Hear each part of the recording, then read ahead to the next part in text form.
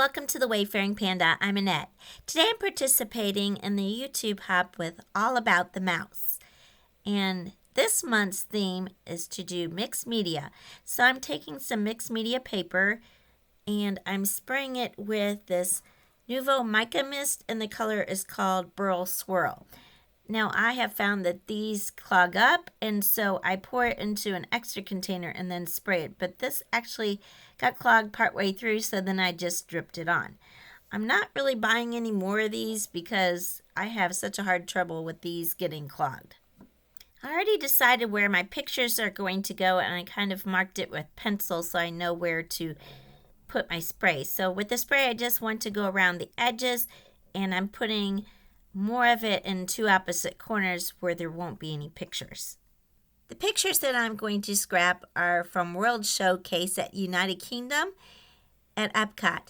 And the pictures have some poinsettias and Christmas decorations, so I'm going with the poinsettia theme and using these stencils that I got from Fawn, and they're layered stencils, so you use one at a time, and they have them labeled in the corner 1, 2, 3, so you know which ones goes first. And I'm going to be using traditional colors since the English pavilion kind of was decorated very traditional.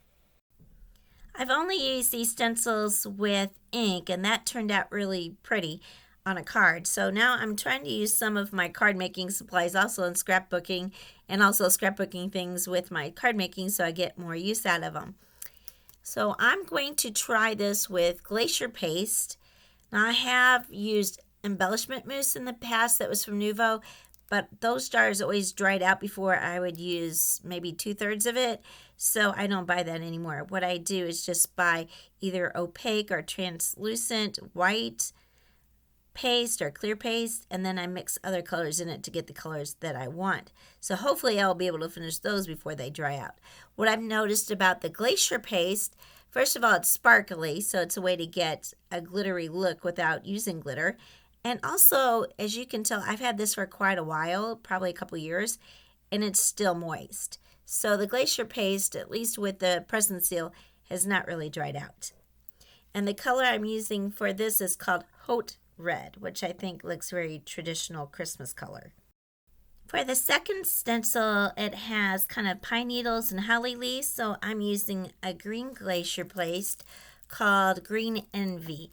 I don't know if these exact colors are available anymore. If they are, I'll link them in the description below. Now, the thing with the stencils is it has kind of engraved areas of some of the images that you did in the previous layer, so that way you can line them up. Well, you'll notice that when I move my stencil to do the left-hand side, I don't go all the way over all of where I did the flowers because some of the flowers I actually put where there's going to be a photo, so I didn't want to waste my paste. And also I had a little bit of trouble sometimes lining these stencils up, and I think it's because it has paste on it, so it's harder to see the embossed lines. And also when I move over to the left-hand side, I had turned my stencil to get the flowers how I wanted, and I kept forgetting which way it had the stencils. So it took me a little bit of time to remember and get it lined up correctly. The other thing I saw, and you might have noticed, is some of the flowers on the left-hand side, the red petals are kind of enlarged, and I don't know if that's because I moved the stencil a little bit, or maybe the way I was putting on the stencil paste, it might have got under the stencil a little bit. But anyway, it's mixed media, so I figured it's not supposed to look exactly perfect anyway. Now this was kind of an experiment. I don't usually use gold colors because I'm more partial to silver, but since there's kind of a gold color in the Rose and Crown pub sign, and I thought gold looked more traditional, I decided to use that. And the experiment is using the stickles. I have seen where people have used stickles on stencils, but I wasn't sure about how it would wash off. Also, I wasn't sure if I was going to have enough stickles, but as you'll see, it actually gets cut off at the end of this video, but almost to the end. I did have enough stickles after all, and there were some left over. But because of that, I kind of put it on kind of thin, especially on the parts over the flowers where it's more of accenting the veins of the flowers, and tried to put it more heavily and where there's leaves and some berries, because those were empty spots. I needed to fill those in. You may have noticed I have a new mat over my glass mat, and it's just Tim Holtz media mat that I put over it, and it stays on really good. And the reason I got this is because Tim Holtz was saying how paste and things don't clean off as well on the glass because it kind of dries and it's hard to get off. Whereas on this media mat, it does wipe off really well. So now when I'm using my inks, I use the glass mat, and when I'm using my paste, I use the mixed media mat. And I did notice I even left some of the green on there overnight that I didn't see a smudge, and it still wiped off really easy with just a paper towel with water. One of the disadvantages of using the Glacier Paste and the Stickles is that I had to let everything dry between every color for several hours. So I'm putting on my embellishments and my photos the next day. I backed on my photos with green cardstock, and I used mounting squares, or sometimes they're called photo squares or photo splits, and put them on my photos as well as the back of the cardstock to attach them to my layout. I also used them for this journaling card, and the journaling card is just one I printed out from a Christmas collection I got off Etsy. And I like using journaling cards so that I can write about the trip. Although I didn't remember all the details of this one because it was back in 1989 when I went to Disney World with my grandma. So the picture is of my grandma in front of the poinsettias. And I don't remember if we ate at the Rose and Crown pub. I know I've eaten there several times, but then I did live and worked at Disney World for 7 years in the 90s. So I don't remember if I had tried it then. But you can see with the poinsettias, that's where I got my idea for the poinsettia background. And also what I noticed as I was doing the stenciling is that those stencils kind of completely covered everything. So there's a very noticeable break where I didn't do the stencil and where there's a break between the upper and lower portion on the right. So I didn't really like that, so I do fill in with my embellishments.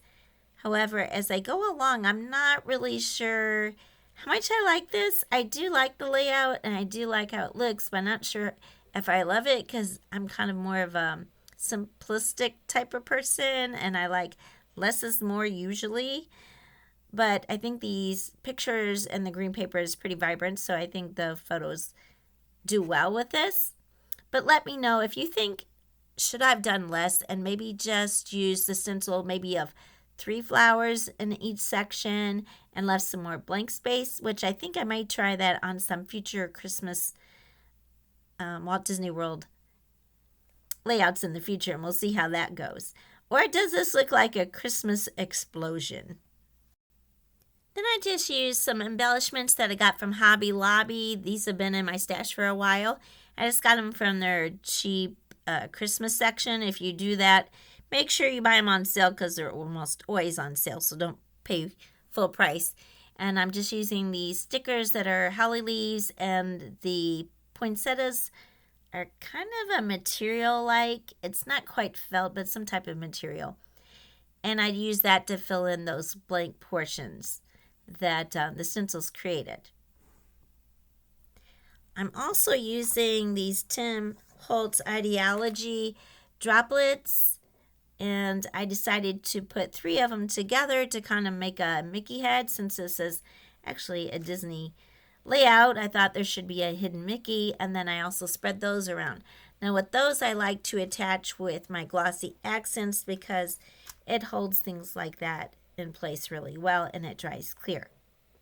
I'll put a list of all the products that I'm using in the description below. Some of these will be affiliate links. They don't cost you anything extra to use, but I do get a small commission from any sales that those links generate, and that helps support my channel. This video is part of a YouTube hop called All About the Mouse, so I'll put a link to all the other participants in the description below. Please hop along to get some more inspiration for mixed media and Disney scrapbook layouts. Thank you so much for watching. If you liked the video, please give it a like. If you're not already a subscriber, I'd really appreciate if you could subscribe to my channel. If you are already a subscriber, I want to thank you so much for your continued support. and I hope everyone has a wonderful day.